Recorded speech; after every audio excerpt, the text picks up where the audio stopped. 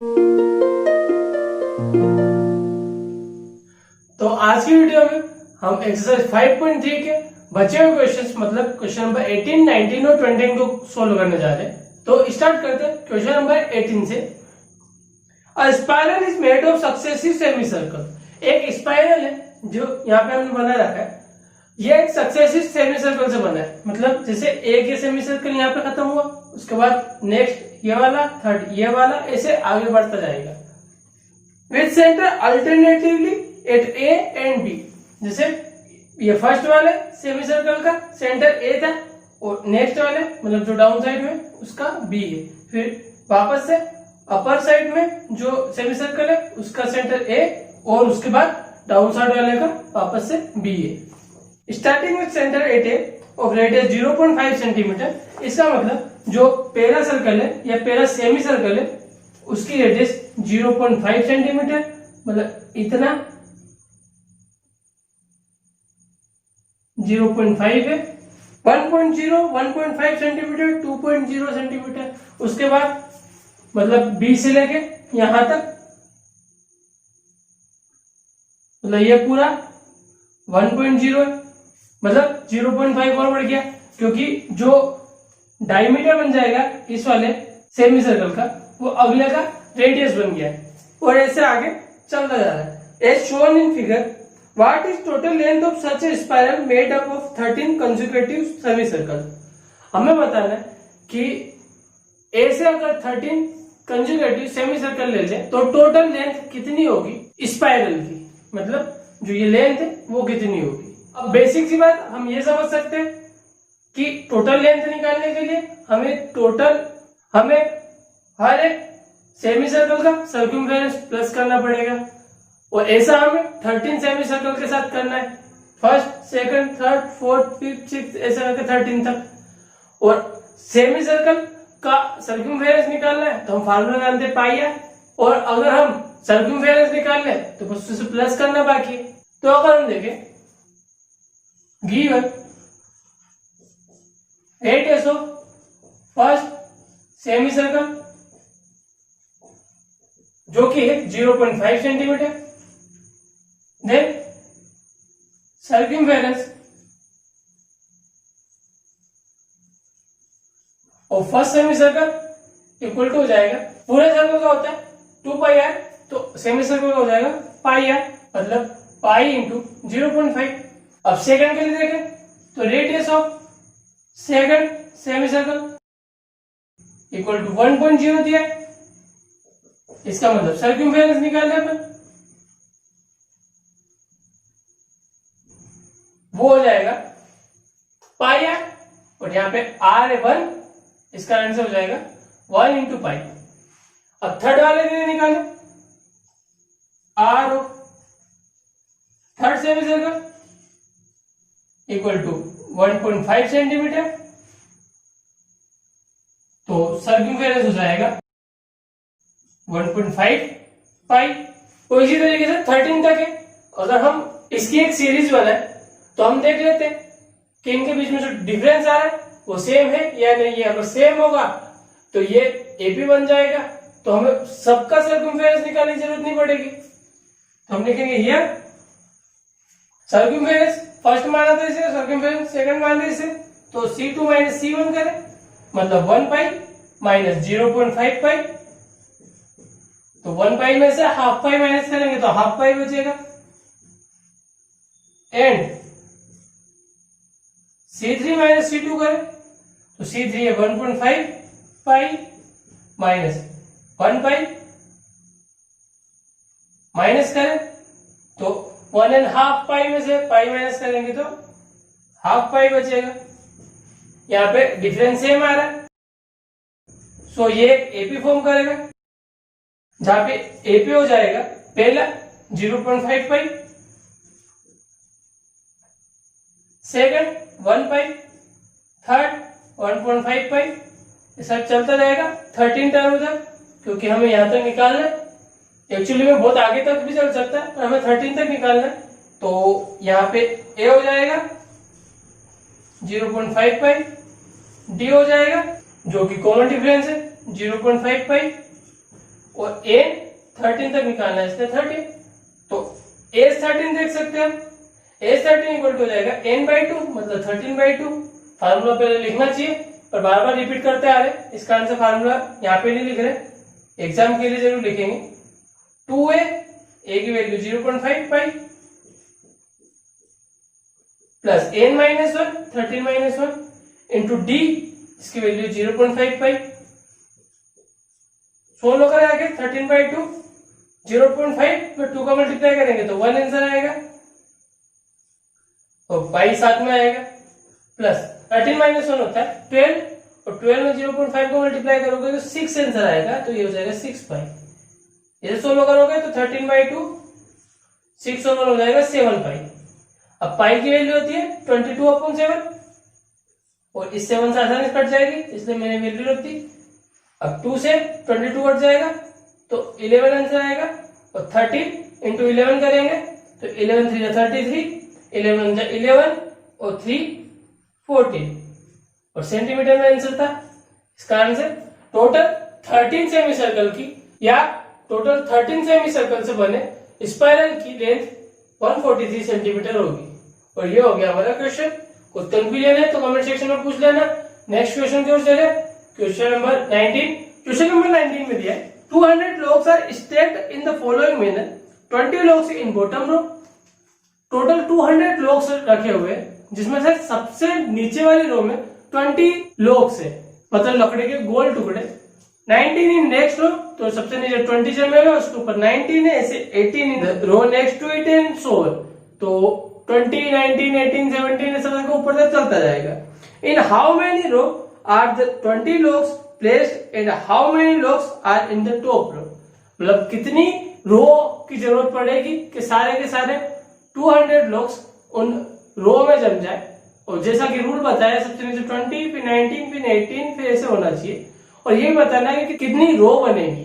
तो हम यहां लिख सकते हैं logs in first row equal to 20, logs in second row equal to 19, logs in third row equal to 18। ही है इसे A1, इसे A2 और इसे A3 मान लें तो A2 माइनस A1 मतलब 19 माइनस 20 होगा माइनस का 1 एंड A3 माइनस A2 मतलब 18 माइनस 19 होगा माइनस का 1। तो हम लिख सकते हैं डिफरेंस सेम आ रहा है।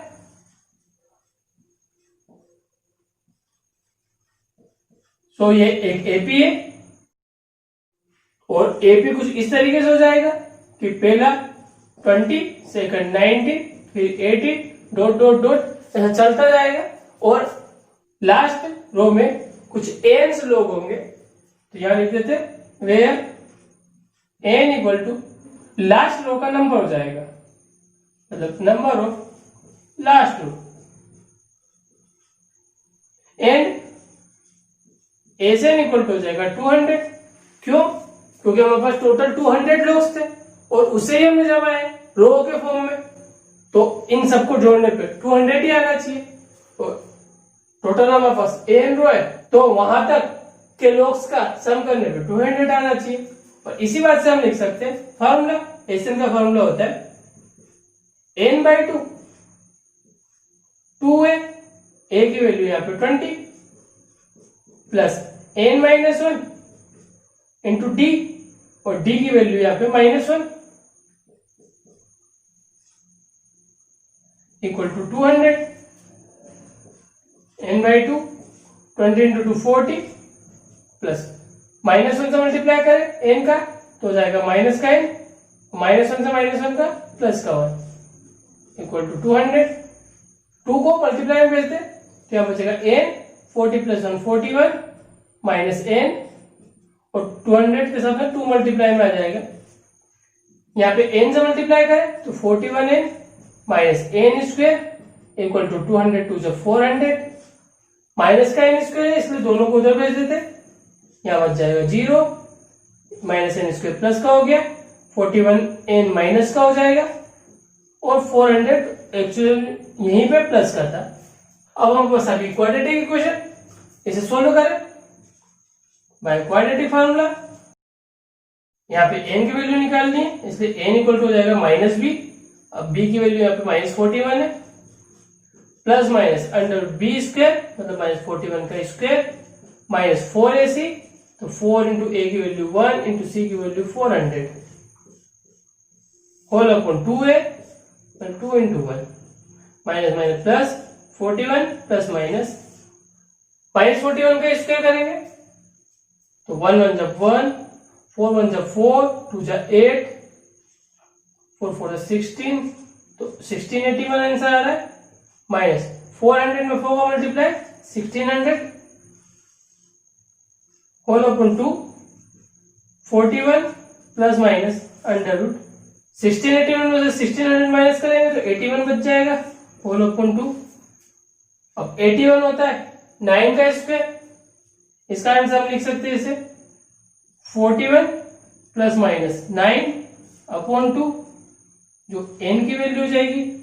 अगर पॉजिटिव वैल्यू ले तो n इक्वल टू हो जाएगा 41 प्लस 9 अपॉन 2, 41 और 9 हो जाएगा 50 अपॉन 2 मतलब 25।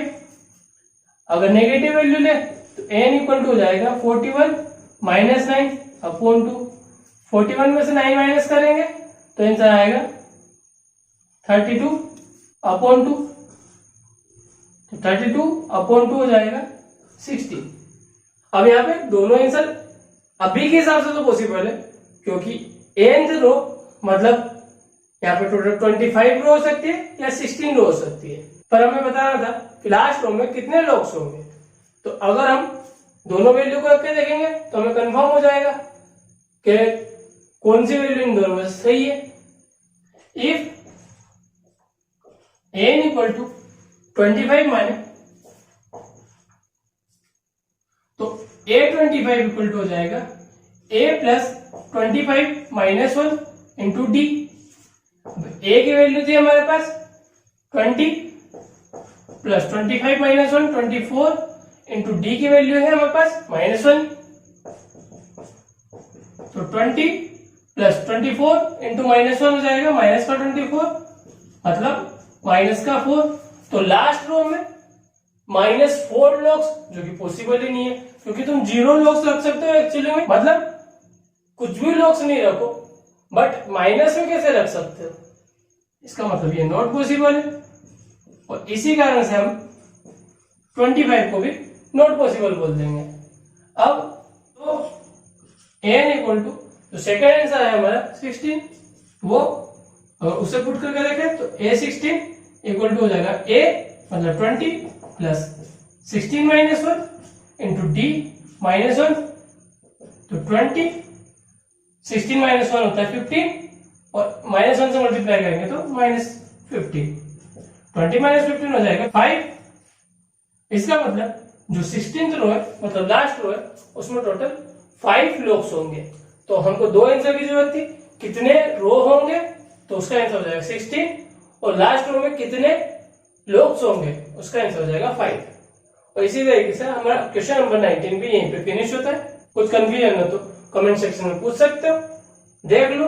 ओके, अब हम क्वेश्चन नंबर 20 की ओर बढ़ते हैं, जो कि हमारे एक्सरसाइज 5.3 का लास्ट क्वेश्चन रहेगा। Question number 20, in a potato race a bucket is placed at the starting point which is 5 metre from the first potato. Potato race की बात हो रही है और आगे बता रखा है रूल क्या है, मतलब इसमें करना क्या है।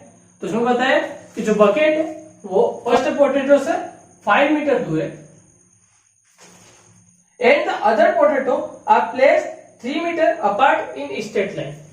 और बचे हुए जो पोटैटोस है, मतलब ये पहला पोटैटो 5 मीटर दूर हो गया बकेट से, और बचे हुए जितने भी पोटैटोस है मतलब ये सब इससे पहले वाले से 3 मीटर दूर है, मतलब ये 3 मीटर की डिस्टेंस, ऐसा ये भी 3 मीटर की डिस्टेंस, ऐसा आगे तक। There are 10 potatoes in the line, ऐसे यहाँ पे 10 potatoes है। A competitor starts from the bucket, pick up the nearest potato। जो कॉम्पिटिटर है उसको यहाँ से स्टार्ट करना है और सबसे पहले ये वाला पोटैटो लेके इस बकेट में डालना है। Run back with it, drop it in the bucket, जो भी हमने कहा। Run back to pick up the next potato. उसके बाद यहां से वापस स्टार्ट करना है, दूसरा पोटैटो लेना है और उसे वापस से इसके अंदर डालना है। Run to bucket to the drop it in and she continue in the same way until all the potatoes are in the bucket. और ऐसा तब तक करना है जब तक सारे पोटैटो इस बकेट में आ जाए, मतलब टोटल 10 पोटैटो तो सारे सारे इस बकेट में आ जाए। What is the total distance the competitor has to run. तो कॉम्पिटिटर को कितना डिस्टेंस कवर करना पड़ेगा इस सारे पोटैटो को इस बकेट में डालने के लिए। तो हम लिख सकते हैं distance cover to drop first potato in bucket. तो हम देखेंगे कि पहले पोटैटो को बकेट में डालने के लिए कॉम्पिटिटर को कितना चलना पड़ा। तो उसने यहां से स्टार्ट किया, यहां तक पहुंचा मतलब 5, तो वापस यहाँ पे आया मतलब वापस से 5, तो मतलब 2 into 5 मतलब 10 मीटर। सेकेंड पोटैटो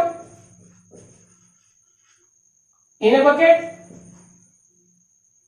तो उसको चलना पड़ा 5 प्लस यहां तक गया, इस पॉइंट तक आना पड़ेगा सेकंड वाले पोटैटो तक, मतलब +3 और वापस से 3 और 5 वापस से कवर करना पड़ेगा ताकि बकेट तक पहुंच जाए, मतलब इनका 2 से मल्टीप्लाई।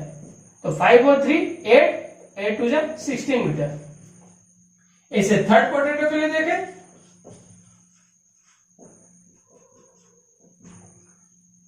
तो उसे 5 + 3 + 3 चलना पड़ेगा ताकि इसको पिक कर ले। तो 5 + 3 + 3, उसके बाद वापस से 3 + 3 + 5 मतलब इसी का डबल। तो 5 3 8 और 8 3 11 और 11 2 होता है 22। तो हम लिख सकते हैं क्लियर। अगर इसे हम A1 मान ले, इसे A2 और इसे A3, तो A2 - A1 मतलब 16 - 10 इक्वल टू हो जाएगा आंसर 6। A3 - A2 मतलब 22 - 16, तो यहां पे भी आंसर आ रहा है 6। तो यहां पे डिफरेंस सेम है, तो ये एक एपी फॉर्म करेगा जहां पे एपी होगा 10 16 22, ऐसे चलते जाएंगे और टोटल 10 पोटैटो थे, इसका मतलब उसे 10 बार ऐसा चलना पड़ेगा। तो हम यहां पे लिख देंगे 10 टर्न। अब हमें बताना था टोटल उसको कितना चलना पड़ेगा, मतलब यहां से यहां तक आया मतलब 10 मीटर, फिर यहां से यहां तक वापस आया 16 मीटर, ऐसे 22 मीटर, ऐसे सारे के सारे 10 टर्न में आएंगे, उन सबका प्लस, इसका मतलब हमें निकालना है। सो S10 इक्वल टू n/2 मतलब 10/2 टू a की वैल्यू आ रही है यहाँ पे 10 प्लस n-1 मतलब 10-1 इंटू d, और यहाँ पे d मतलब डिफरेंस आ रहा था 6, डिवाइड करें तो 5 2 10 20 प्लस 10-1 9 इंटू 6 5 9 6 जा होता है 54 और 20 प्लस कर ले आंसर में, तो आंसर हो जाएगा 74 इंटू 5। 74 में 5 का मल्टीप्लाई करें, 5 4 जाता है 20, 5 7 जाता है 35 और 2 37, और मीटर में डिस्टेंस थी, इस कारण से उस कॉम्पिटिटर को सारे 10 पोटैटोस उठा के बकेट में ड्रॉप करने के लिए टोटल 370 मीटर दौड़ना पड़ेगा। ओके, इसी तरीके से हमारी एक्सरसाइज 5.3 और लेसन नंबर 5 यहीं पे फिनिश हो रहा है। और जैसा हमने पुराने वीडियो में बात करी थी कि इसकी जो ऑप्शनल एक्सरसाइज है उसे अभी हम नहीं करने वाले, क्योंकि अगर उसे भी करेंगे तो कोर्स टाइम पे कंप्लीट नहीं हो पाएगा। तो कोर्स कंप्लीट होने के बाद सारी ऑप्शनल एक्सरसाइज को जरूर करेंगे। तो नेक्स्ट वीडियो में लेसन नंबर 6 के साथ वापस से मिलते हैं। तब तक अपना ध्यान रखना, हमेशा खुश रहना, बड़े सपना देखना, उनको पूरा करने की पूरी कोशिश करना, और एक बात अच्छे से याद रखना, यू आर द बेस्ट।